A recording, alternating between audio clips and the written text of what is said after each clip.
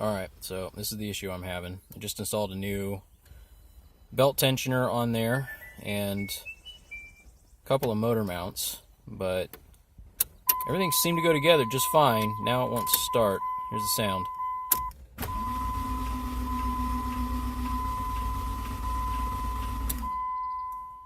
So it's cranking. There's a little tick in there,